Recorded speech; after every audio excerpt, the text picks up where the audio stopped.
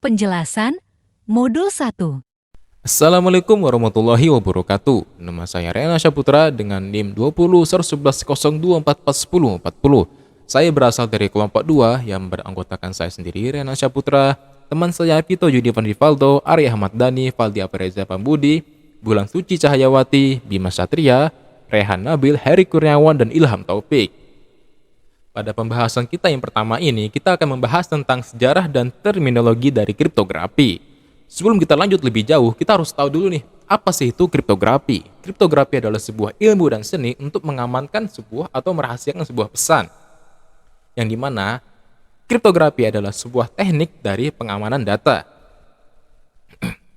Kalau kalian pernah menonton sebuah film yang bernama The Fifth Estate pada tahun 2013, yang dimana pemeran utamanya yang bernama Julian Assange yang mengungkap berbagai dokumen rahasia yang merisaukan pemerintah dan perusahaan di seluruh dunia. Dan ternyata film yang tadi berasal dari sebuah kasus yang nyata, yang dimana seorang pria yang bernama Julian Assange sebagai salah satu pendiri dari situs Wikileaks, yang dimana dia mengungkapkan dokumen-dokumen rahasia negara dan perusahaan kepada sebuah situs web yang dia dirikan. Ada beberapa dokumen yang ia publikasikan, mulai dari data nasabah Bank Julius Baer, surel Sarah Palin, video helikopter Apache, perang Afghanistan, berkas Guantanamo, dokumen perang Irak, kawat diplomatik Amerika Serikat. Dan ternyata di Indonesia juga ada loh kasus-kasus yang berbau dengan penyadapan seperti ini. Agensi Keamanan Nasional Amerika Serikat alias NSA, Edward Snowden, yang dia menyatakan bahwa Indonesia disadap oleh Australia, yang dimana sadapan ini berfokus pada lingkar istana kepresidenan di Indonesia, termasuk keluarga presiden. Dan hal ini terjadi pada tahun 2009, saat itu presiden kita masih Presiden SBY. Dan masih ada banyak lagi kasus-kasus penyadapan lainnya atau pencurian data lainnya. Dari sini kita belajar pentingnya sebuah pengamanan data. Kalau enggak, ya kayak tadi, ada yang disadap, ada data-data yang dibocorkan ke publik. Hal ini bisa berakibat fatal kan, kalau misalkan ada orang-orang yang menggunakan data-data ini untuk sebuah hal yang kriminal.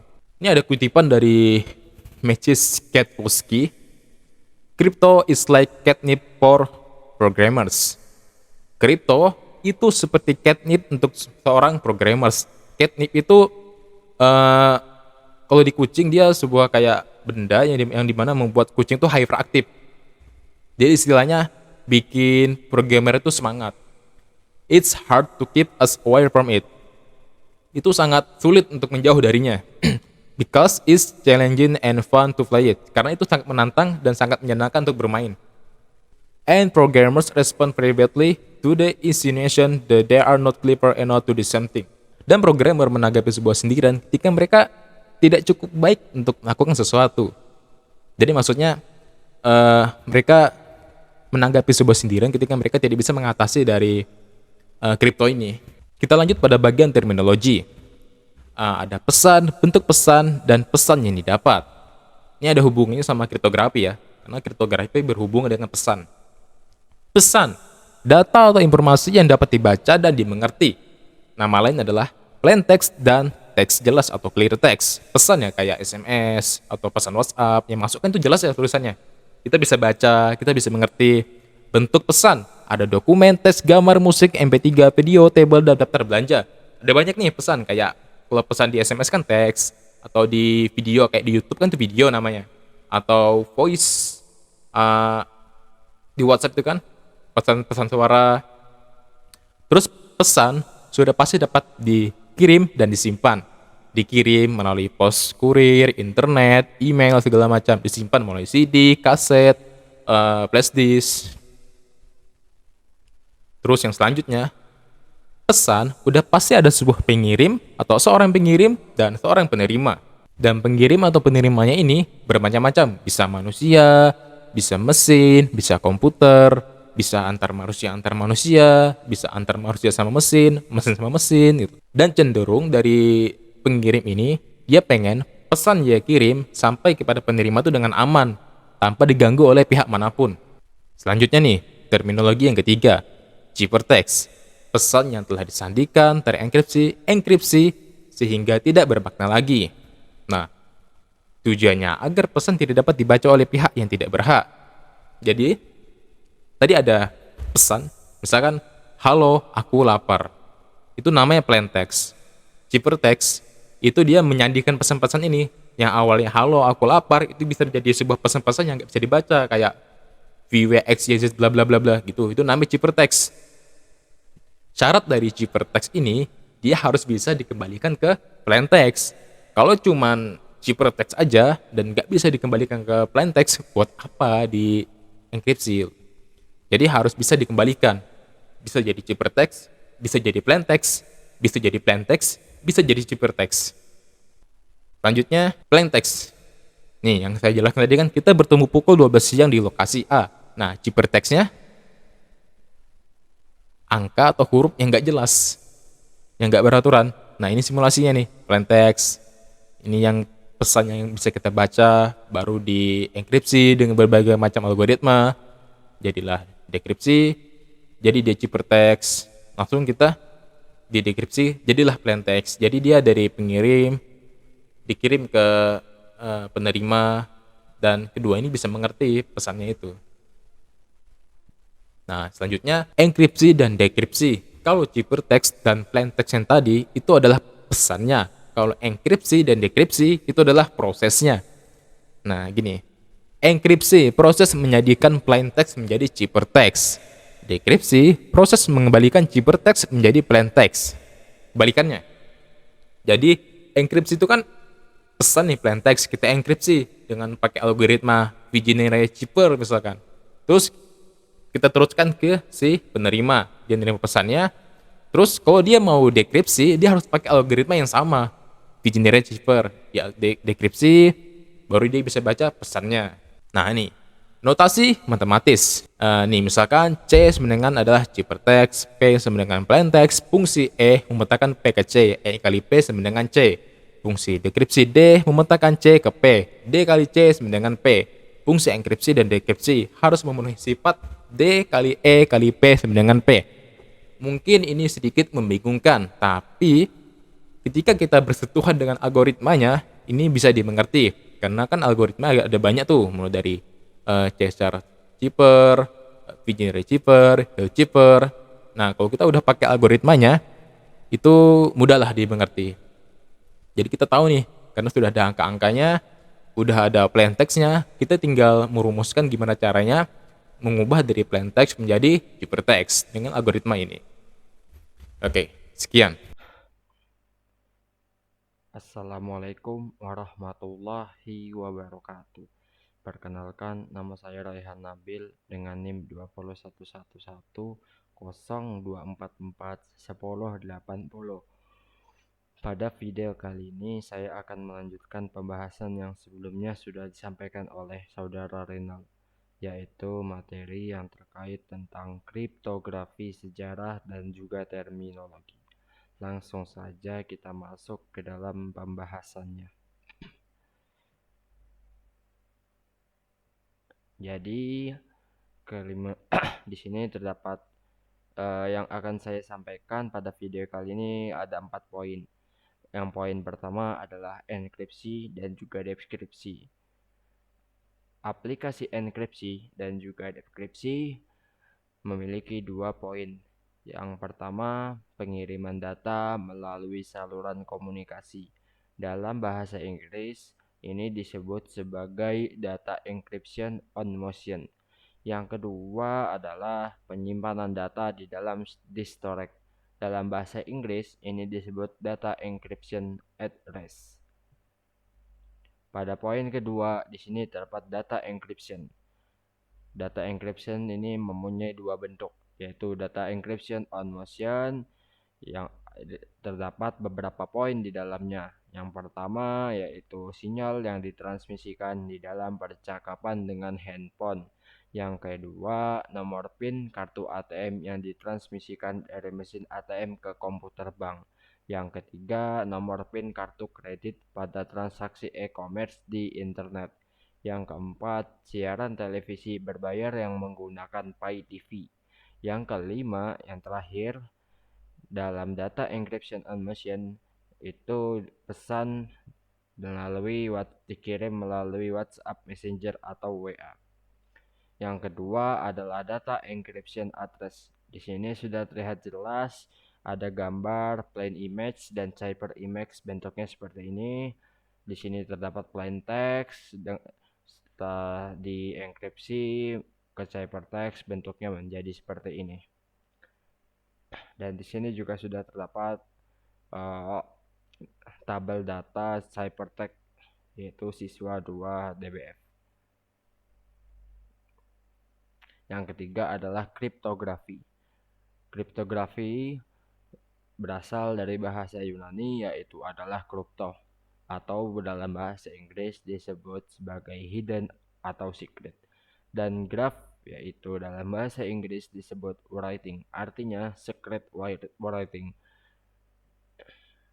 Yang kedua, definisi lama dari kriptografi adalah ilmu dan seni untuk menjaga kerahasiaan pesan dengan cara menyandikannya ke dalam bentuk yang tidak dapat dimengerti lagi maknanya.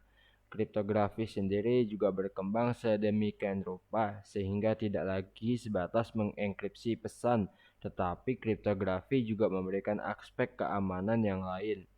Yang keempat, kriptografi ini memiliki definisi yang baru, yaitu adalah bahwa kriptografi adalah ilmu dan seni untuk menjaga keamanan pesan. Kriptografi yang kedua adalah cipher, tidak sama dengan kode. Kode mempunyai sejarah tersendiri di dalam kriptografi. Contohnya seperti ini. Di sini pesannya adalah kapal api datang dengan kode hutan bakau hancur. Yang kedua, pesannya adalah kapal api datang dengan ciphertext XYZ TVK BKU BGBF HJK POT. Untuk kriptografi yang ketiga, yaitu terdapat beberapa pengertian. Pengertian pertama yaitu adalah encoding. Jadi encoding itu adalah transformasi dari plain text menjadi kode. Sedangkan decoding adalah transformasi kebalikan dari kode menjadi plain text. Buku kode atau dalam bahasa Inggris disebut codebook, yaitu adalah dokumen yang digunakan untuk mengimplementasikan suatu kode. Buku kode ini sendiri terdiri tabel lookup, yaitu untuk encoding dan juga decoding. Untuk kriptografi keempat, yaitu adalah kunci parameter yang digunakan untuk transformasi enkripsi dan juga dekripsi.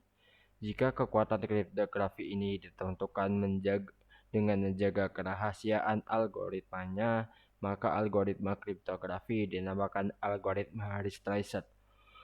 Algoritma Haris Traced ini tidak lagi cocok untuk saat ini.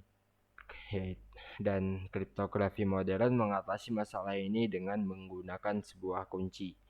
Kunci ini sendiri juga bersifat rahasia, sedangkan algoritma kriptografi tidak rahasia. Kriptografi kelima, di sini enkripsi dan dekripsi dengan kunci enkripsi EKP sama dengan C, dan dekripsi memiliki kunci DKC sama dengan P. Yang harus dipenuhi yaitu adalah DK, EK, P sama dengan P. Di sini terdapat diagram seperti ini ya. Kirim senjata perang dengan kunci K-nya adalah enkripsi, yaitu EK, P sama dengan C, dienkripsi menjadi ciphertext dengan kunci K, dekripsi yaitu DK, C sama dengan P. Untuk kriptografi keenam, yaitu sistem kriptografi terdiri dari 4 sistem. Sistem pertama adalah algoritma kriptografi, sistem kedua adalah plain text, sistem ketiga adalah ciphertext, dan yang terakhir adalah kunci. Kriptografi ketujuh yaitu adalah penyadap atau dalam bahasa Inggris disebut eavesdropper, yaitu adalah orang yang mencoba untuk menangkap pesan selama ditransmisikan. Nama lainnya adalah enemy, adversary, intruder, interceptor, dan bad guy. Ron Rivers atau pakar kriptografi is about communication in the presence of adversary. Kriptografi ke-8, Cryptanalysis adalah ilmu dan seni untuk memecahkan ciphertext menjadi plaintext tanpa mengetahui kunci yang digunakan itu seperti apa. Pelakunya ini sendiri disebut sebagai cryptanalysis. Perancang algoritma kriptografi disebut sebagai cryptographer. Dan yang terakhir, cryptanalysis merupakan lawan dari kata kriptografi. Kriptografi ke-9 yaitu adalah kriptografi. Studi ini mengenai kriptografi dan juga kriptanalisis. Di sini terdapat diagram, yaitu kriptografi memiliki dua bagian. Pada bagian pertama yaitu adalah kriptografi dengan artian ilmu dan seni untuk menjaga keamanan pesan. Dan bagian kedua adalah kriptanalisis, ilmu dan seni untuk memecahkan ciphertext. Untuk kriptografi ke-10 memiliki persamaan antara kriptografer dan kriptanalysis, yaitu keduanya sama-sama menerjemahkan ciphertext menjadi plaintext. Perbedaan kriptografi dan kriptanalysis adalah bahwa kriptografer bekerja atas legitimasi pengiriman atau penerima pesan, sedangkan kriptanalysis bekerja tanpa adanya legitimasi pengirim atau penerima pesan. Pada bagian 4, poin 4 yaitu adalah poin yang terakhir membahas tentang sejarah kriptografi. Jadi sejarah kriptografi itu memiliki cerita yang panjang, bahwa di sini tercatat bangsa Mesir pada 400 tahun yang lalu menggunakan hieroglifi yang tidak standar untuk menuliskan sebuah pesan atau beberapa pesan. Nah, sejarah kriptografi dapat ditemukan di dalam sebuah buku yang berjudul dapat ditemukan di dalam buku David Kahn yang berjudul The Code Breakers. 4 orang yang menggunakan dan berkontribusi pada kriptografi yaitu adalah militer, termasuk intelijen dan juga mata-matanya. Yang kedua court diplomatik, yang ketiga adalah diaris, dan yang keempat adalah lovers. Sampul dari buku David Kahn yang membahas tentang sejarah lengkap kriptografi itu seperti ini, The Code Breakers. Dan untuk yang terakhir yaitu sejarah kriptografi. Nah, sejarah kriptografi ini di negara India digunakan oleh pecinta atau yang disebut lovers untuk berkomunikasi tanpa diketahui oleh orang-orang. Bukti ini ditemukan di dalam buku Kama Sutra yang merekomendasikan wanita seharusnya mempelajari seni untuk memahami tulisan dengan cipher. Ya, mungkin cukup sekian untuk pembahasannya. Untuk pembahasan yang selanjutnya akan disampaikan oleh saudara Ilham. Assalamualaikum warahmatullahi wabarakatuh. Nama saya Ilham Taufik. Saya merupakan salah satu anggota dari kelompok 2 keamanan jaringan komputer. Di sini saya akan melanjutkan penjelasan dari modul yang sebelumnya sudah dijelaskan oleh teman saya. Di sini saya masuk pada pembahasan sejarah kriptografi. Kriptografi pernah mencatat korban di Inggris pada abad ke-17. Jadi di Inggris itu korbannya ya Queen Mary. Jadi dia ini ceritanya dia menciptakan pesan rahasia di dalam penjara, tapi pesannya itu berhasil dipecahkan. Orang yang memecahkannya itu Thomas Ellis. Isi dari pesannya itu rencana pembunuhan Ratu Elizabeth I. Jadi Queen Mary ini dihukum karena ketahuan dan isi dari pesan tersebut yang ketika dia ada di dalam penjara. Kemudian di Perang Dunia II, Nazi Jerman membuat mesin enkripsi yang dinamakan Enigma. Enigma cipher berhasil dipecahkan oleh sekutu. Keberhasilan sekutu dalam eh, memecahkan enigma ini sering dikatakan sebagai salah satu faktor yang memperpendek Perang Dunia Kedua. Kemudian lanjut ke pembahasan selanjutnya. Di sini ada sejarah kriptanalis. Kriptanalis ini bidang ilmu dan seni untuk menjelaskan ciphertext.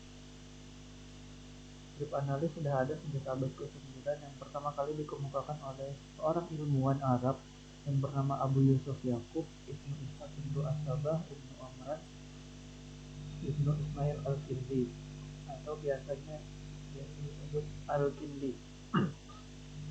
Jadi Al-Kindi ini dia menulis buku tentang seni memecahkan kode. Judul bukunya itu Risalah fi Istihraj Al-Mu'ammal. Jadi buku ini menceritakan naskah untuk menguraikan pesan kriptografi. Jadi si Al-Kindi ini dia menemukan frekuensi perulangan huruf dalam Al-Quran.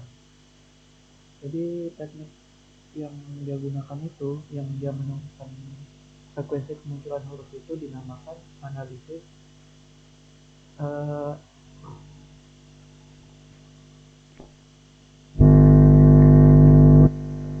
frekuensi. Pembahasan selanjutnya ada layanan yang disediakan oleh kriptografi. Layanan itu apa aja? Ada confidentiality, ada data integrity, authentication, dan anonymization. Confidentiality ini dia layanan ini biasanya dipakai untuk menjaga isi pesan dari pihak yang tak berhak membacanya. Jadi kerahasiaan dari isi pesan itu terjaga. Terus ada data integrity. Kalau data integrity ini dia layanan yang menjamin bahwa pesan ini asli. Misalnya pesan ini masih asli atau enggak, apakah ada yang merubah pesannya selama proses pengiriman pesan tersebut. Kemudian authentication atau autentikasi. Jadi layanan autentikasi ini untuk identifikasi kebenaran sumber pesan, benar enggak pesannya dikirim oleh si A, atau benar enggak pesannya dikirim oleh si B gitu. Kemudian yang non-repudiation ini kita mencegah pihak pengirim atau penerima dia itu menyangkal dia pernah mengirim pesan atau menerima pesan atau enggak gitu. Oh, saya sudah pernah menerima pesan ini, oh saya tidak pernah mengirim pesan ini seperti itu. Kemudian penerapan kriptografi ini penerapan kriptografi sendiri itu ada di mesin ATM, kemudian handphone. Jadi beberapa aplikasi di handphone itu sudah menerapkan kriptografi.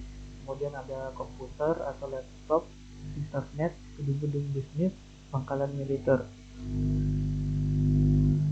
Kemudian masuk ke kriptografi kunci simetri. Jadi kunci simetri ini menggunakan kunci yang sama dalam melakukan enkripsi dan dekripsi. Ini kunci simetri biasanya disebut kriptografi klasik. Kita bisa lihat gambarnya di sini. Gambar proses enkripsi dari plain text ke proses dan juga proses dekripsi dari plain text ke plain text. Jadi pertama ketika kita melakukan enkripsi terhadap plain text, kita membutuhkan yang namanya kunci privat. Kemudian barulah kita enkripsi plain text-nya dan jadilah ciphertext. Lalu untuk melakukan dekripsi terhadap ciphertext yang sudah dienkripsi tadi, kita membutuhkan kunci yang sama, kunci privat. Kemudian dilakukan dekripsi, kemudian kemudian didapatlah lagi kembali plain-text-nya. Contoh algoritma simetri itu ada DES, data encryption standard, ada RTL, ada Blockfish, IDEA, Ghost, Perfect, ASCII2, ASCII4, ASCII5. Kemudian kriptografi kunci asimetri. Jadi kriptografi yang menggunakan sepasang kunci untuk enkripsi dan dekripsi, yaitu kunci publik dan kunci private. Jadi dia untuk melakukan enkripsi dia membutuhkan public key, kemudian untuk melakukan dekripsi dia membutuhkan private key. Untuk kunci public sendiri, ini kunci public yang digunakan untuk enkripsi ini dia dapat dilihat, siapapun boleh tahu kunci public ini. Kalau kunci private sendiri ini yang boleh tahu itu cuma pemiliknya saja. Kemudian di sini kita ada gambarnya. Di sini ada data original yang ingin dilakukan enkripsi. Untuk itu dibutuhkan namanya public key yang bisa dilihat oleh siapa saja. Tadi itu ya, dienkripsi menggunakan public key, jadilah data yang terenkripsi. Kemudian untuk melakukan dekripsi dibutuhkan private key yang hanya dimiliki oleh pemiliknya saja. Didekripsilah data yang terenkripsi tadi, kemudian didapatkan lagi data originalnya. Jadi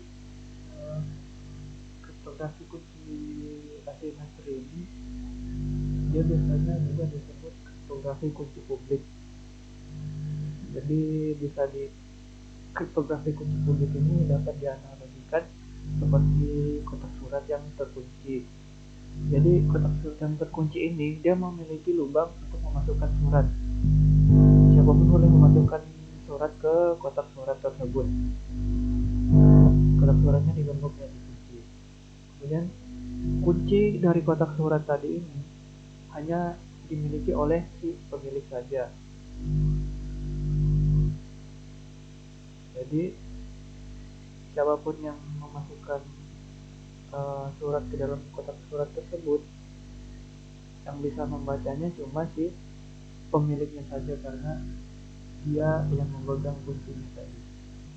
Kemudian contoh algoritma asimetri sendiri di sini ada RSA, Gamal, Rabin, Diffie-Hellman key exchange, dan lain-lain. Kemudian di sini lembaga terkait kriptografi di Indonesia sendiri ada lembaga sandi negara atau NEX, National Crypto Agency. Kemudian ada juga Sekolah Tinggi Sandi Negara atau STSN. Untuk di Amerika sendiri ada yang namanya National Security Agency. Demikian saja lanjutan pembahasan materi yang saya sampaikan. Terima kasih. Assalamualaikum warahmatullahi wabarakatuh. Penjelasan modul 2. Assalamualaikum warahmatullahi wabarakatuh. Perkenalkan, nama saya Bulan Suci Cahyawati dari Prodi Teknik Informatika. Kali ini saya akan mempresentasikan tentang modul dari Block Chipper dan Stream Chipper. Nah, kita ke latar belakangnya dulu. Apa sih yang menyebabkan adanya Block Chipper dan Stream Chipper? Ada 4. Karena DES dianggap sudah tidak aman karena kunci dapat ditemukan secara brute force. Yang kedua, telah diusulkan standar algoritma baru sebagai pengganti DES. Yang ketiga, NIST mengusulkan kepada pemerintah federal Amerika Serikat untuk sebuah standar kriptografi yang baru. Kemudian NIST mengadakan lomba membuat standar algoritma kriptografi yang baru. Nah, yang standar tersebut kelak diberi nama dengan Advanced Encryption Standard atau AES. Apa aja sih persyaratannya? Ada 5. yaitu termasuk ke dalam kelompok algoritma kriptografi simetri yang berbasis dengan cipher block. Yang kedua, seluruh rancangan harus bersifat publik. Yang ketiga, panjang kunci fleksibel, yaitu 128, 192, dan 256 bit. Yang keempat, ukuran blok yang dienkripsi adalah 128 bit. Yang kelima, algoritma dapat diimplementasikan baik sebagai software maupun hardware. Ada 5 lomba finalis AES. Yang pertama dari Rindoll dengan 86 suara, yang kedua Serpent dengan 59 suara, yang ketiga Two Fish dengan 31 suara, yang keempat RC6 dengan 23 suara, yang kelima terakhir Mars dengan 13 suara. Oke. Pada bulan Oktober tahun 2000, NIST mengumumkan untuk memilih Rindoll. Pada bulan November 2001, Rindoll ditetapkan sebagai AES. Diharapkan Rindoll menjadi standar kriptografi yang dominan paling sedikit selama 10 tahun. Oke, apa aja sih spesifikasi algoritma Rindoll? Rindoll mendukung panjang kunci 128 sampai 25 bit dengan step 32 bit. Nah, yang kedua, panjang kunci dan ukuran blok dapat dipilih secara independen. Yang ketiga, setiap blok dienkripsi dalam jumlah putaran tertentu sebagaimana halnya yang ada pada DES. Yang keempat, karena AES menetapkan panjang kunci adalah 128, 192, dan 256, maka dikenal dengan AES 18, AES 192, dan AES 256. Nah, mungkin ini adalah gambarannya AES 128 sampai AES 256 dengan panjang kunci, ukuran blok, serta jumlah putarannya. Nah, secara de facto hanya ada 2 varian AES, yaitu 128 dan 256, dikarenakan pengguna kunci 192 sangat jarang. Nah, dengan panjang kunci 128 bit, maka terdapat sebanyak 2 pangkat 128 sama dengan 3,4 dikali 10 pangkat 38 yang memungkinkan kunci. Selanjutnya, jika komputer tercepat dapat mencoba 1 juta kunci setiap detiknya, maka akan dibutuhkan waktu 5,4 dikali 10 pangkat 24 tahun untuk mencoba seluruh kunci. Sedangkan jika 1 juta kunci setiap milidetik, maka dibutuhkan hanya 5,4 dikali 10 pangkat 18 tahun untuk mencoba seluruh kunci. Lalu kita masuk ke algoritma Rindoll. Yang dijelaskan di sini adalah Rindoll 128 bit. Baik, tidak seperti DES yang berorientasi pada bit, Rindoll beroperasi dalam orientasi byte. Setiap putaran menggunakan kunci internal yang berbeda atau disebut round key. Encrypting melibatkan operasi substitusi dan permutasi. Secara garis besar, algoritma Rindoll beroperasi pada blok 128 dengan kunci 128 bit sebagai berikut. Nah, ini ada round key sebagai XOR antara set awal plain text dengan cipher key. Tahap ini disebut dengan initial round. Selanjutnya putaran NR.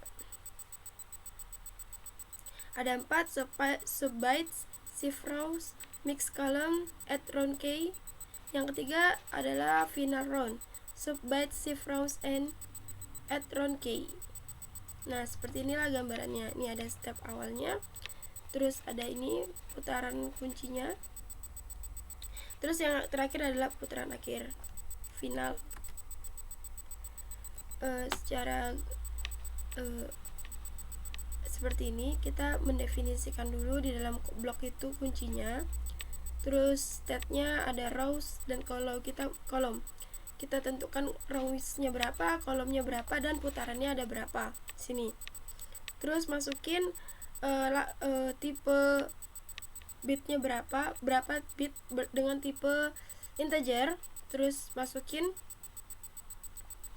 ininya, baru masukkan pencacah pengulangan dengan integer, baru masukkan state sekarang, baru masukin juga kunci setiap putaran.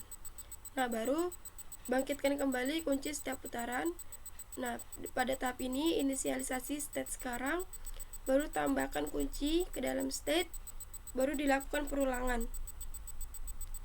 Nah, di dalam perulangan ada substitusi setiap byte dengan S-box, baru dirotasikan berbaris I sejauh I. Lalu diajak masing-masing kolom. Terus yang terakhir ada menambahkan kunci ke dalam state, jadi berapa kali dia akan berputar. Nah, setelah perulangan maka ada subbytes. Ini tujuannya adalah mensubstitusikan setiap byte dengan S-box. Terus ada shift rows, yaitu merotasikan baris i sejauh i byte. Lalu masukkan kunci ke dalam state. Nah, yang terakhir block ciphertext yang dihasilkan. Seperti itu. Nah, mungkin itu saja dari saya, kurang lebihnya mohon maaf. Wassalamualaikum warahmatullahi wabarakatuh. Untuk materi selanjutnya akan dijelaskan oleh teman saya, Heri Kurniawan. Assalamualaikum warahmatullahi wabarakatuh. Saya Heri Kurniawan dari Prodi Teknik Informatika, NIM 2011102441015. Di sini saya akan melanjutkan pembahasan mengenai block chipper dan stream chipper yang sebelumnya telah dijelaskan oleh teman saya. Dan selanjutnya di bagian saya ini mengenai kalkulasi plaintext menjadi chippertext. Jadi selama kalkulasi plaintext menjadi chippertext ini, status datanya sekarang itu disimpan di dalam matriks 2 dimensi atau yang biasa disebut dengan state. Jadi state ini bertipe bit dan berukuran n rows x dan ln calls. Jadi rows dan calls. Jadi ada calls kolom dan row kotak. Nggak tahu deh, saya lupa. Dan untuk blok data 128 bit ini ukuran state adalah 4x4 seperti gambar di samping. Jadi 4x4, 4 kanan dan 4 bawah. 4 datar dan 4 horizontal. Dan pada awal enkripsi ini 16 bit data dimasukkan, yaitu in 0 sampai in 15 disalin ke dalam array state dan direalisasikan oleh fungsi copy plaintext to state atau state, plaintext. Jadi di sini terdapat 3 kotak, di mana yang pertama ini ada input bits, state array dan output bits. Jadi pada akhir enkripsinya itu state disalin ke dalam ciphertext dan direalisasikan oleh fungsi copy state to ciphertext atau ciphertext or state. Di sini ada in 0 sampai in 15 dan di sini state array-nya itu S0 sampai 3,3 dan ada output 0 sampai out 15-nya. Dan selanjutnya di sini ada elemen state dalam notasi hex yang dimana ada 23, A2, BC, 4A, D4, 03, 97, F3, 16, 48, CD, 50, FF, DA, 10, 64. Dan selanjutnya di sini ada transformasi subbits yang dimana melakukan operasi substitusi dengan memetakan setiap bit dari array state dengan menggunakan S-box. Ini S-box-nya ini, terus ada state, ada 2 state, A21 dan B21. Di sini sama-sama A0 sampai A33 dan B0 sampai B33. Ini dinamakan transformasi subbits. Terus state-nya itu ada proses substitusi 23 menjadi 26. Oke. Selanjutnya di sini ada transformasi shift rows yang dimana transformasi shift rows itu melakukan operasi permutasi dengan pergeseran secara wrapping atau cyclic pada 3 baris terakhir array state. Jumlah pergeseran bergantung pada nilai baris R sama dengan 1 hingga baris R sama dengan 3 sejauh 3 bit. Jadi dia barisnya itu tergantung bit pergeserannya itu. Tapi jika dia R sama dengan 0 tidak digeser. Contohnya di sini ada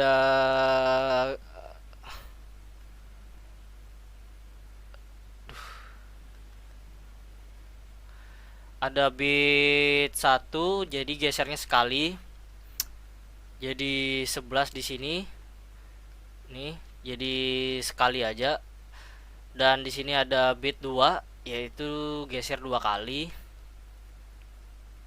Nih, jadi di sini dia. Dan ada 3 bit 3 berarti dia geser 3 kali.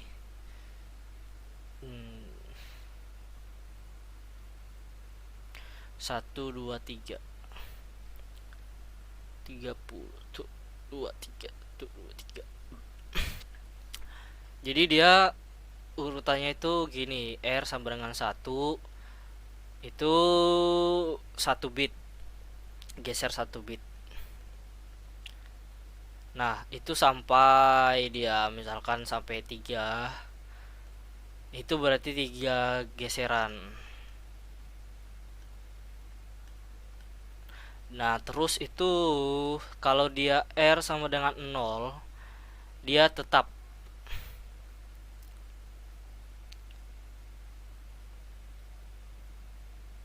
dia tetap kayak di baris pertama nih tetap dia. Itu berarti bitnya 0. Oke, selanjutnya ini ada shift rows yang tadi.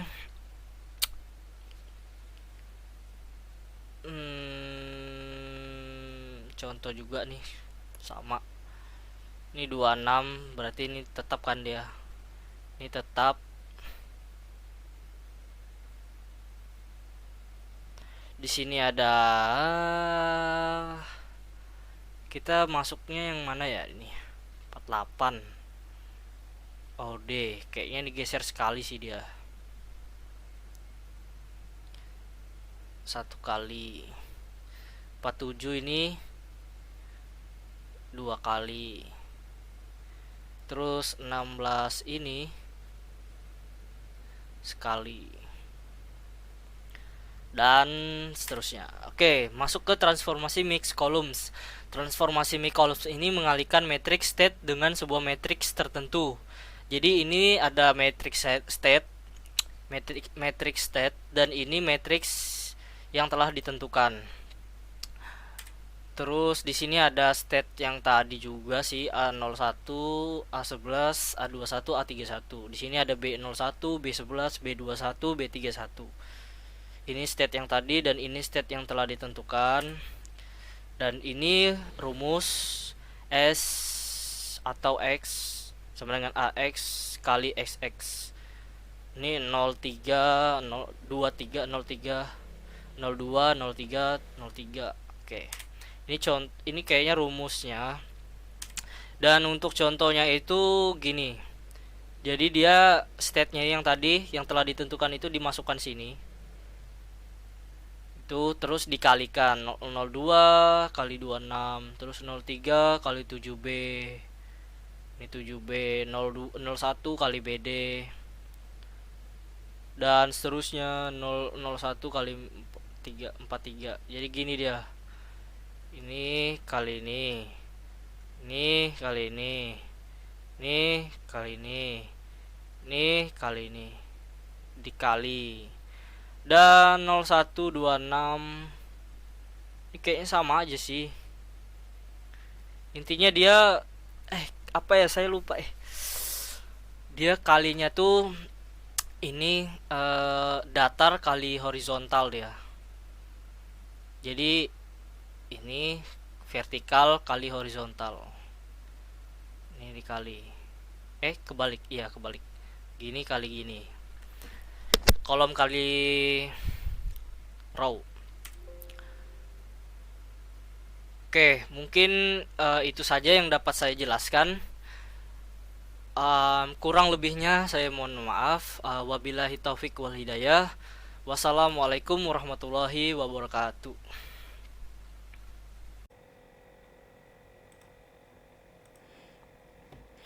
Oke, bismillahirrahmanirrahim. Assalamualaikum warahmatullahi wabarakatuh. Di sini saya akan melanjutkan materi ya dari materi sebelumnya mengenai review beberapa block shipper dan stream shipper. Oke, langsung saja kita masuk ke pembahasan. Oke, di sini ada sebuah contoh soal ya. Contoh soal ada yang dimana soalnya itu adalah 02 dikali 26 disjungsi 03 tambah kali 7B disjungsi 01 kali BD dan disjungsi 01 kali 43 sama dengan 3F. Oke. Di sini di bawahnya ada penjelasan cara pengerjaannya ya. Kemudian untuk dimulai dari 02 kali 26 ya. Di sini dikonversi dulu jadikan biner. Untuk angka 02 itu adalah 0000 0010 aksen ya. Kemudian yang 26-nya adalah 0010 0110. Nah, kemudian di bawahnya tuh disederhanakan. Kemudian di bawahnya adalah cara pengerjaannya ya. Kemudian pertama kali X aksen dikalikan dengan X pangkat 5 tambah X pangkat 2 tambah X modulo dari X pangkat 8 tambah X pangkat 4 tambah X pangkat 3 tambah X tambah 1. Kemudian disederhanakan lagi menjadi X pangkat 6 tambah X pangkat 3 ditambah X pangkat 2 modulo dari X pangkat 8 tambah X pangkat 4 tambah X pangkat 3 tambah X dan tambah 1. Nah, kemudian ini menjadi X pangkat 6 tambah X pangkat 3 tambah X pangkat 2. Jadi hasilnya itu adalah 0, 1, 0, 0, 1, 1, 0.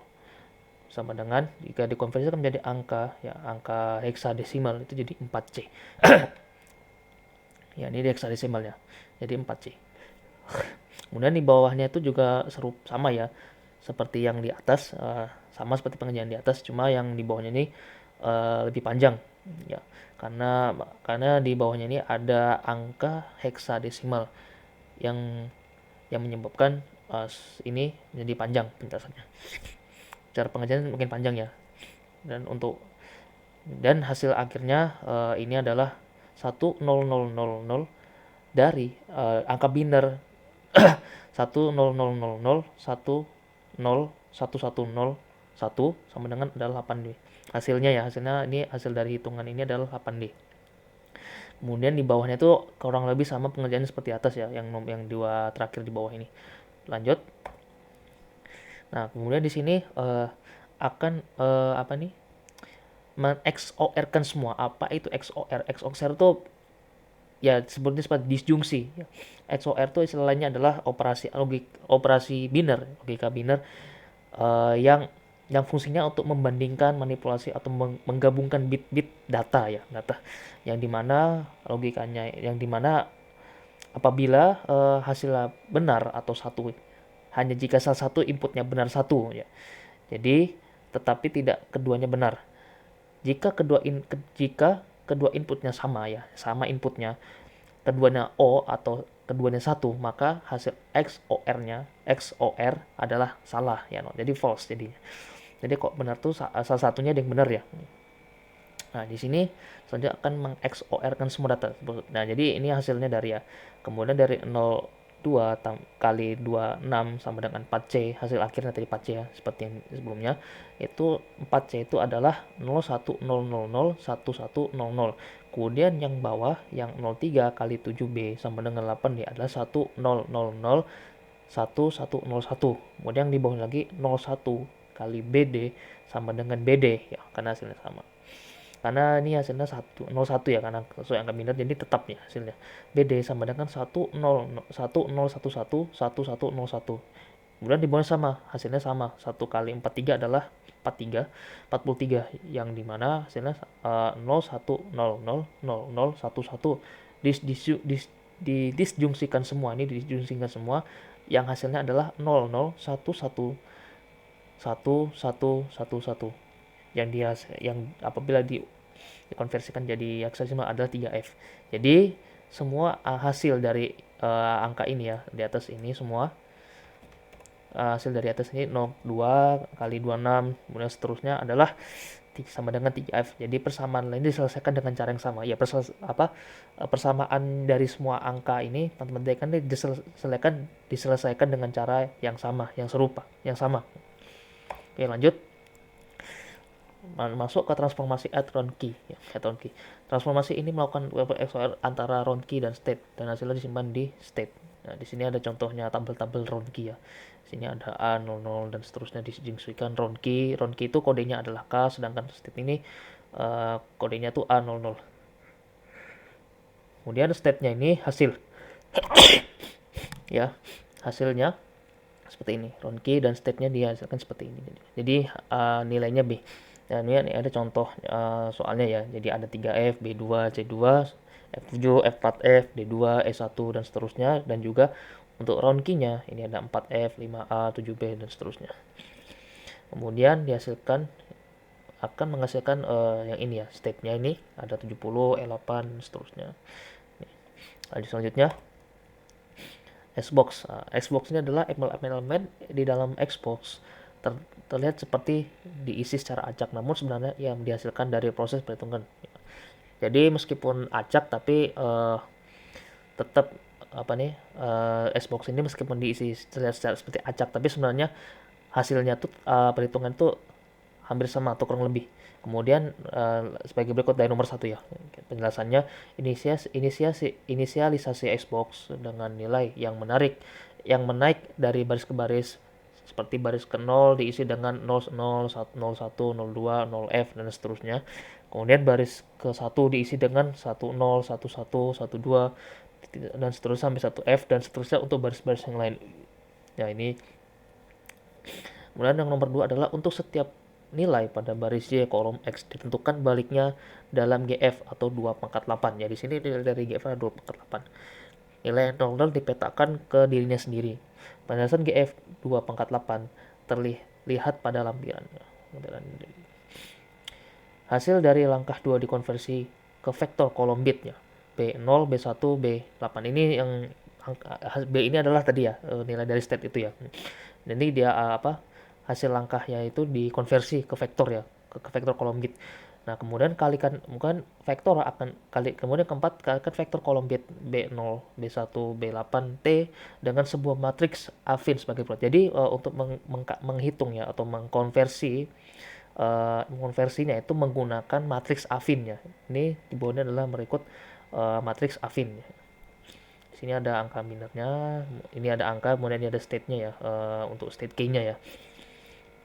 Kemudian ada konversi hasil pertukaran B aksen 0, B aksen 1 sampai B aksen 8 T ke dalam heksadesimal menjadi elemen S dan menjadi elemen, dan rumusnya adalah S kurang box S box X Y. Rumusnya seperti itu. Nah, lanjut. Nah, di sini adalah tabel ya, merupakan tabel S box di dalam Rinsdale ya. Rinsdale dalam Rinsdale. Sini ada 0 untuk angka 001 itu berapa, 01 yang dari mana nih, yang vertikal berapa, yang horizontal berapa, yang menurun atau mendatar atau menurun. Sini. Lanjut.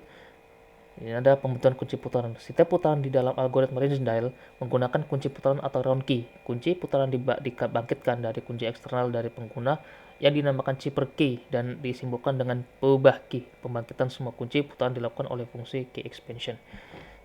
Nah, jadi dalam Rinsdale itu untuk menggunakan kunci putaran atau round key itu putarannya itu dibangkitkan lagi ya. Dibangkitkan dari kunci eksternal yang dari pengguna dan hasil dari yang dibangkitkan itu akan menghasilkan namanya chipper key yang disimbolkan sebagai peubah key ya. Pembangkitan semua kunci ini oleh menggunakan, jadi pembangkitan kunci-kunci ini, putaran kuncinya ini menggunakan rumus fungsi ya, fungsi key expansion. Kemudian yang kedua, lanjutnya, pembangkitan kunci putaran di dalam algoritma Rinsdale tergolong rumit dan agak sukar diterangkan. Tinjau sebuah trik lari key yang pancingnya 16 byte atau 16 elemen dan NR sama dengan 10 putaran. 10 kunci putaran akan disimpan di dalam larik RK. Elemen awal key langsung menjadi RK 0. Elemen-elemen kunci lainnya akan disimpan ke dalam RK 1, RK 2, RK sampai RK 10. Jadi pembangkitan kunci yang di dalam algoritma Rinsdale memang tergolong susah diterangkan, bahkan triknya ini cukup susah ya, karena memiliki panjang yang rikinya itu cukup panjang, ada 16 byte atau 16 elemen yang bisa dibilang itu angkanya sangat panjang ya, dan memiliki 10 putaran, jadi akan dikunci itu putar terus dan akan disimpan ke dalam larik RK elemen. Nah, gitu, seperti itu. Dan kemudian contohnya ini akan disimpan berupa bentuk kode ini ya, kunci RK1, RK2 sampai seterusnya. Nah, expansion key di sini ada sebuah penjelasannya. Algoritma expansion key. Yang pertama itu selain elemen-elemen dalam larik W0, W1, W2, W3. Larik W0 berisi 4 elemen pertama key, W1 berisi 4 elemen berikutnya dan seterusnya. Kemudian nomor 2, mulai dari I sama dengan 4 sampai 43 lakukan. Ya di sini di sini berupa mirip seperti soal ya. Dan ada juga dan langsung jawab. Jadi disimpan WI kurang 1 ke dalam peubah tem, atau peubah tem itu peubah key ya. Jika I kelipatan 4, maka fungsi G-nya tuh sebagai berikut. Jadi untuk key-nya tuh digeser ya, dari I kurang 1 byte ke kiri secara sirkular. Dia jadi digeser ya, geser ke kiri. Kemudian yang kedua tuh lakukan substitusi dengan Xbox terhadap hasil pergeseran tersebut. Jadi substitusi atau diubah, lakukan mensubstitusikan Xbox terhadap hasil pergeseran ya. Kita hasilnya pergeseran itu harus disubstitusi. Kemudian yang terakhir ada XOR kan hasilnya dengan round constant. Round constant itu rcon ke i/4 atau rcon i/4. Kemudian nilai rcon itu pastinya berbeda-beda untuk setiap j sama dengan i/4 atau yaitu rcon j, nilai rcon j sama dengan rc j 000, dengan rc 1 sama dengan rc dalam kurung 1 sama dengan rc sama dengan 1. Kemudian ada rc dengan kurung kotak j sama dengan 2 rc 2 dikali rc kurung kotak tanda kurung kotak j kurang 1. Simbol yang menyatakan perkalian yang mendefinisikan di dalam JF 2/8 ya. Ini JF 2/8 yang sudah sebelumnya ya. Nilai RC kurung kotak J di dalam hexadesimal adalah STA11 ya, STA11 titik 2 RC kurung kotak 1 sama dengan 1 RC 2 dan seterusnya sampai RC 10 sama dengan 36 ya. Kemudian setelah mendapatkan hasil ya, kemudian XOR kan WI 4 dengan tem ya. Jadi di XOR kan ya, didisjungsikan nilai dari WI 4 WI kurang 4 dengan tem ya, tem. Kemudian setelah dapatkan hasil fungsinya, fungsi G itu ke dalam peubah tem atau peubah key. Simpan hasil fungsinya itu disimpan ke bawah peubah key. Nah, kemudian ini sebagai contohnya, ini ada key dalam sebuah hexadesimal ya. Key dari hexadesimal ada 54, 77, M6F, 20, 4F, 6E, kemudian 65, 20, 4E, 69, 6E, 65, 20, 54, 77, 6F. Dari key langsung diperoleh RK 0 sebagai berikutnya. Di sini ada tabel ya. Tabel hasil dari key RK 0 ya. RK 0 tuh terdapat ada masing-masing ini ada 4 ya. 4 baris dan 4 kolom. Yang hasilnya tuh ada 54, 4F, 4E, 20, 77, 6E, 69, 54, 6F, 65, 6E, 77, 20, 20, 65, dan terakhir 6F. Baik, cukup. Oke, materi selanjutnya ya. Kemudian slide selanjutnya lagi. Nah, kemudian di sini ada proses ya, ada sebuah proses pembangkitan, contoh pembangkitan yang di slide sebelumnya. Pembangkitan dari RK1. Kemudian nomor 1 ini ada W0 sama dengan 54, 77, 77, 6F, 20, titik, koma, W1, W kurung kotak 1 sama dengan 4F, 6E, 65, 20, titik, koma, W, titik, koma, W, kurung 2 sama dengan 4E 69, 6E 65. Kemudian yang kedua dari W3 ya, W kurung 3 sama dengan 20, 54, 77, dan F6F. Kemudian di sini kemudian cara pembangkitannya dimulai dari I sama dengan 4. Kemudian I sama dengan I memiliki rumus, cara hitungnya adalah tem sama dengan W3. Jadi di sini ada kemudian I sama dengan 4 adalah kelipatan 4 ya. Jadi dia merupakan kelipatan 4, maka jalankan fungsi G terhadap W3 ya. Jadi fungsi G ini dijalankan kepada W3 ya. Kemudian W3 itu digeser 1 byte ke kiri secara sirkuler ya, atau sirkuler dengan W3 sama dengan 54, 77, 6E, 20. kemudian disubstitusikan hasil pergeseran tersebut dengan S-box-nya. Jadi disubstitusikannya menggunakan rumus S-box. Rumus S-box ini ada, kemudian angka dari S-box-nya ini adalah 20, F5, 9F, dan B7. Kemudian setelah itu semuanya, kemudian dilanjutkan dengan XOR-kan, ya, XOR-kan semua, ya, XOR-kan hasil di atas, hasil yang tadi dengan RCON 1, ya. Sedangkan 01, 00, 00, 00 dan menghasilkan angka berupa 21, F5, 9F, dan B7, ya. Karena ini hasilnya sebelumnya kan angka 1 karena ada pergeseran tadi ya, pergeseran 1 bit ya. Kemudian jadinya adalah GW3 ya, sama dengan 21, F5, 9F, dan B7. Ya, jadi untuk angka binarnya, angkanya 00 nih menghasilkan nilai yang tetap ya, tidak berubah sama sekali. Kemudian yang C-nya adalah W4 sama dengan W0 disjungsi GW3 sama dengan W-0 disjungsi GW03 sama dengan 75, 82, F0, dan 97. Kemudian untuk E sama dengan 567 adalah W5 sama dengan W4 disjungsi W1 sama dengan 3A EC 96 dan B7. Ini untuk hasil hitungnya ini kurang lebih sama ya, kurang lebih sama dengan yang I4 ini. I sama dengan 4 itu sama aja, cuma ini lebih diperingkas ya. Kemudian yang 6 itu adalah W6 sama dengan W5 disjungsi W2 sama dengan 74, 85, F8, dan D2. Kemudian yang ketiga adalah W7 sama dengan W6 disjungsi W3 sama dengan 54, D1, 8F, dan BD. Kemudian hasil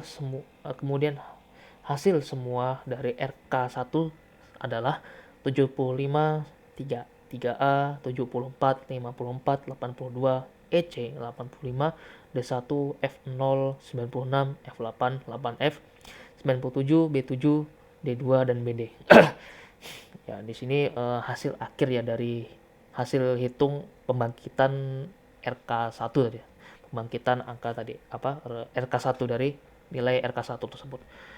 Oke, mungkin cukup sekian dari saya. Apabila ada kata-kata yang salah itu datangnya dari diri sendiri. Apabila ada kata-kata yang benar itu dari Allah SWT. Mungkin cukup sekian dari saya. Kurang lebihnya mau dimaafkan. Wassalamualaikum warahmatullahi wabarakatuh. Iya, Assalamualaikum warahmatullahi wabarakatuh. Perkenalkan, nama saya Vida Junipan Rivaldo dengan NIM 201102441019. Di sini saya mau melanjutkan penjelasan dari teman saya yaitu Valdi. Di sini menjelaskan tentang ujian akhir semester dari pelajaran jaringan komputer yaitu bagian teori. Nah, di sini ada mendeskripsikan sebuah expansion key, yaitu caranya tuh seperti ini. Di define like 16 jumlah bitnya, 16 ini adalah jumlah bitnya, dan ini ada end row, ini ada jumlah baris, end calls ini ada jumlah kolom, dan nr ini adalah jumlah putaran. Ini seperti ini jadinya. Untuk deskripsinya ini adalah kodenya. Oke, lanjut. Itu ada in subbit. In subbit ini dia sama seperti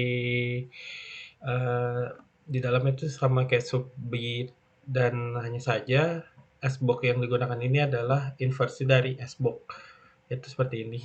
52096AD 530 36A5 38B BF40 A3 dan seterusnya.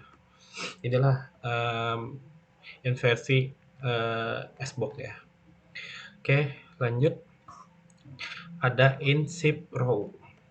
In zip row ini dia sama seperti zip row pada lainnya, yaitu namun dia melakukan pergeseran arah berlawanan ke kanan untuk setiap baris-barisnya itu pada 3 baris terakhir dalam state. Contohnya seperti ini. Dia bakal ke garis ke kanan, terus dia bakal berlawanan dia. Ini dia mix kolomnya seperti ini.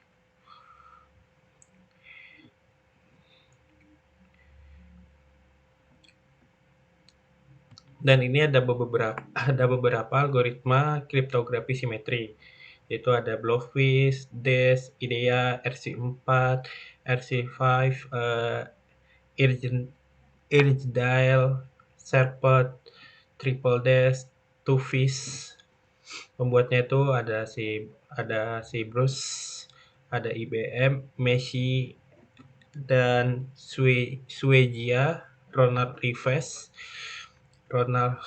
juga, Diamond, dan lain-lainnya seterusnya. Ini panjang kuncinya setiap chippernya. Ada dari 1 sampai 448 bit, 56, 128, 1000 sampai 2048 bit, dan seterusnya.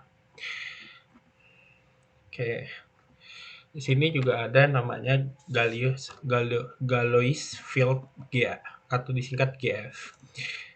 Disebut juga sebagai medan berhingga biner.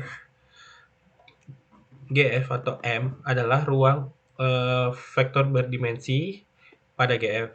Pada setiap elemen ini di dalamnya terdapat integer dalam representasi biner sepanjang maksimal bit. Contohnya seperti ini, string biner A M-1 A1 A0 AI. Nah, dapat dinyatakan dalam polinom. Nah, contohnya seperti ini. Jadi setiap GF nih dapat dinyatakan sebagai A-1 X M-1 tambah A1 X tambah A0. Jadi contohnya itu 1101 dapat dinyatakan dengan X pangkat 3 ditambah X pangkat 2 tambah 1. Seperti itu. Oke. Operasi pada aritmatika pada GF. Jadi itu misalkannya A dalam kurung A-1 A1 A0 dan B-nya itu B-1 B1 B0 GF. Jadi cara menjumlahkannya itu seperti ini, A tambah B sama dengan C C M1 C-1 C1 C0, di mana CI-nya ini dia bakal jadi A1 AI dan BI modulo 2 CGF 2M. Seperti ini dia. Contohnya, misalkan A1101 X pangkat 3 ditambah X pangkat 2 ditambah 1 ditambah B sama dengan 0110 sama dengan X tambah 2 ditambah X dan A dan B GF 2 pangkat 4. Adalah cara untuk menghitung operasi aritmatika pada GF2. Oke, mungkin penjelasan saya sampai sini aja. Kurang dan lebihnya saya mohon maaf. Wassalamualaikum warahmatullahi wabarakatuh. Penjelasan modul 3. Assalamualaikum warahmatullahi wabarakatuh. Saya Bima Satria dari kelompok 2. Di sini saya akan menjelaskan tentang kriptografi kunci publik dan pemahaman saya. Oke, lanjut saja. Pendahuluan. Apa itu kriptografi kunci publik? Kriptografi kunci publik disebut juga kriptografi kunci nirmestri, asimetrik key kriptografi.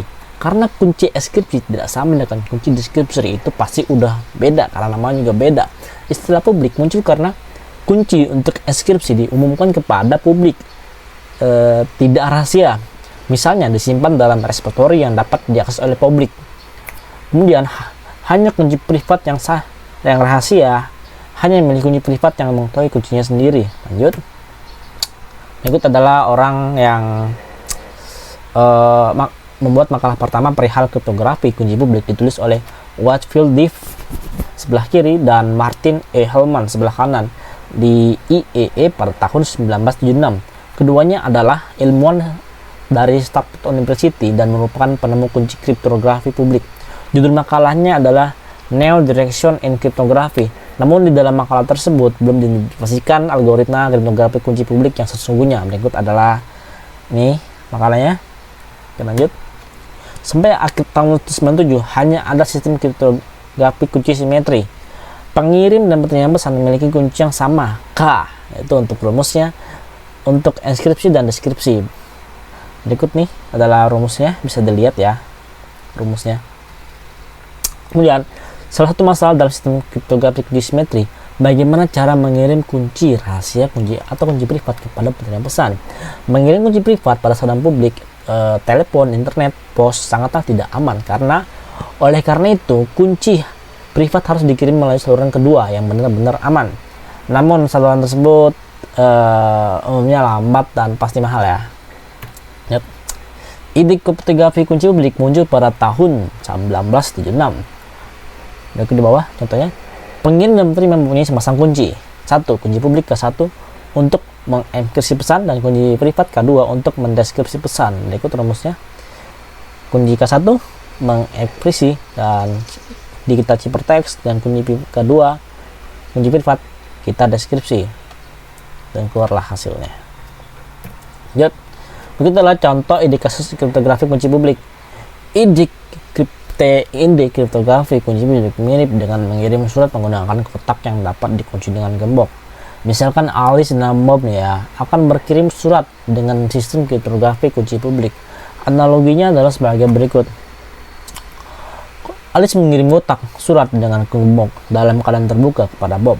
Kunci gembok dipegang oleh Alice. Kunci gembok dipegang oleh Alice, oke? Bob memasukkan surat ke dalam kotak lalu menekan gembok sehingga terkunci. Jadi surat dalam kotak sudah terinskripsi. Kotak digembok dengan kunci publik Alice. Bob mengirim kotak surat tersebut kembali kepada Alice. Alice menerima kotak surat yang telah dikunci dari Bob. Alice membuka kotak surat dengan kunci gembok yang dimilikinya. Jadi kunci gembok kunci privat Alice, kotak surat kunci dengan kunci, yaitu mendeskripsi surat. Hal yang sama dilakukan oleh Bob jika ingin membalas atau mengirim surat kepada Alice. Bob mengirim surat dengan gembok di dalam keadaan terbuka kepada Alice. Kunci gembok dipegang oleh Bob. Alice memasukkan surat ke dalam kotak lalu menekan gembok sehingga terkunci. Surat di dalam kotak surat terinskripsi, kotak digembok dengan kunci milik Bob ya. Alice mengirim kotak surat tersebut kembali kepada Bob. Bob menerima kotak surat yang telah terkunci dari Alice.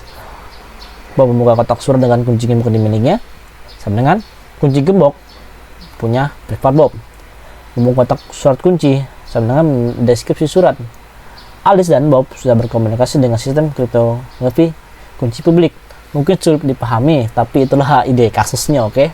Jadi kayak lu ngirim surat kayak pemilu ya kan, kita masukin kotak surat suara kita yang punya kunci penitiannya. Kita deskripsi, nanti pas sudah kita buka, itu namanya di deskripsi. Contoh ini kasusnya ya. Oke, mungkin itu saja. Selanjutnya bakal dilanjutin oleh teman saya. Wassalamualaikum warahmatullahi wabarakatuh. Assalamualaikum warahmatullahi wabarakatuh. Perkenalkan, nama saya Ahmad Dhani, NIM saya 20 1110244090. Di sini saya akan melanjutkan materi kriptografi kunci publik. Yang pertama adalah lanjutan dari pendahuluan. Jadi analoginya dari kunci publik ini merupakan PO Box atau kotak surat di kantor pos yang dapat dikunci. Kemudian alamat kotak surat sama dengan kunci publik, kunci kotak surat sama dengan kunci private. Jadi siapapun yang bisa memasukkan surat ke dalam PO Box ini, siapapun bisa memasukkan. Namun yang bisa membukanya hanya pemilik PO Box atau kotak surat yang dapat membukanya. Kemudian keuntungan dari kriptografi kunci publik, pertama, tidak diperlukan pengiriman kunci private seperti setiap orang memiliki kunci private. Kedua, jumlah kunci dapat ditekan. Jadi setiap orang hanya perlu memiliki sepasang kunci baik private maupun publik. Kunci publik orang lain dapat diketahui dari repository publiknya. Kemudian Kriptografi kunci publik didasarkan pada fakta. 1. Komputasi untuk enkripsi atau dekripsi pesan mudah dilakukan. 2. Cara komputasi hampir tidak mungkin atau invisible menurut kunci private bila diketahui kunci publiknya. Kemudian ada pemfaktoran. Jadi pemfaktoran diberikan bilangan bulat n, faktorkan n menjadi faktor-faktor primanya. Jadi contohnya n sama dengan 10, sama dengan 2 dikali 5 sama dengan 10. Kemudian n sama dengan 60, sama dengan 2 dikali 2 dikali 3 dikali 5, maka hasilnya akan 60. Begitu pula dengan bilangan selanjutnya. Semakin besar n, maka akan semakin sulit untuk memfaktorkan, sehingga butuh waktu sangat lama. Dan algoritma yang menggunakan prinsip ini disebut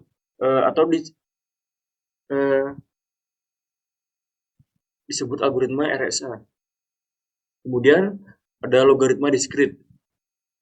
Logaritma diskrit, temukan x menikah sehingga a pangkat x sama dengan modulo n. Contohnya seperti ini. Jika 3x sama dengan 15 dalam kurung modulo 17, maka x sama dengan pangkat 3 logaritma 15 sama dengan atau dalam kurung modulo 17 sama dengan 6. Semakin besar a, b, dan n, maka semakin sulit untuk memfaktorkannya, sehingga membutuhkan waktu lama. Algoritma yang menggunakan prinsip ini adalah L-Gamal dan DSA.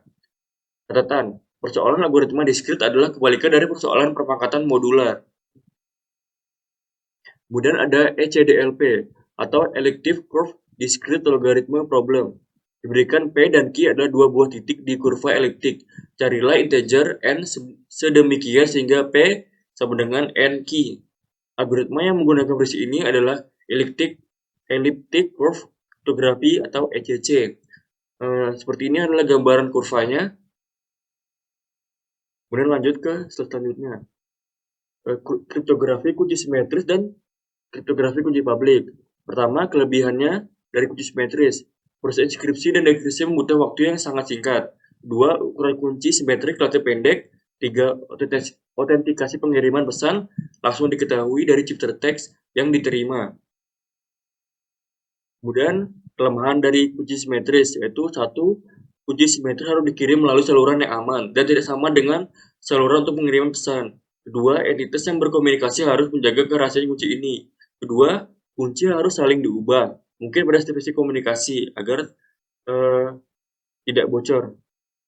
Kemudian kelebihan dari kriptografi kunci publik, hanya kunci private yang perlu dijaga kerahasiaannya oleh setiap entitas yang berkomunikasi. Tidak ada kebutuhan mengenai kunci private sebagaimana pada kriptografi kunci simetris. Kedua, pasangan kunci publik dan kunci private tidak perlu saling diubah, bahkan dalam periode waktu yang panjang. 3. Dapat digunakan untuk mengamankan pengiriman kunci simetri. 4. Beberapa algoritma kunci publik dapat digunakan untuk memberi tanda tangan digital pada pesan. Kemudian kelemahannya, yang pertama, enkripsi dan dekripsi pada umumnya lebih lambat daripada sistem kriptografi simetris. Karena enkripsi dan dekripsi menggunakan bilangan yang besar dan melibatkan operator perpangkatan yang besar. Kemudian, ukuran ciphertext lebih besar daripada plaintext. Ketiga, ukuran kunci relatif lebih besar daripada ukuran kunci simetris. Lanjutannya, keempat, karena kunci publik diketahui secara luas dan dapat digunakan setiap orang, maka ciphertext tidak memberikan informasi mengenai autentikasi pengirim. Keempat, tidak ada algoritma kunci publik yang terbukti aman. Sama seperti blok cipher, kebanyakan algoritma berdasarkan keamanan pada sulitnya memecahkan persoalan-persoalan aritmetik, seperti pemfaktoran, logaritmik, dan sebagainya, yang menjadi dasar pembangkitan kunci. Kemudian, aplikasi kriptografi kunci publik. Meskipun masih berusia relatif muda dibandingkan dengan algoritma simetri, tapi algoritma kunci publik mempunyai aplikasi yang sangat luas. Yang pertama, yaitu enkripsi atau dekripsi pesan. Contohnya seperti algoritma RSA, Rabin, L-Gamal, dan ECC. Kemudian ada digital signature. Tujuannya membuktikan autentikasi pesan mengirim algoritma seperti RSA, L-Gamal, DSA, dan ECC. Kemudian ada 3, pertukaran kunci atau key exchange. Tujuannya untuk mempertukarkan kunci simetris. Algoritmanya yang digunakan adalah seperti Diffie-Hellman. Mungkin saja yang bisa saya sampaikan. Kurang lebih saya mohon maaf. Assalamualaikum warahmatullahi wabarakatuh.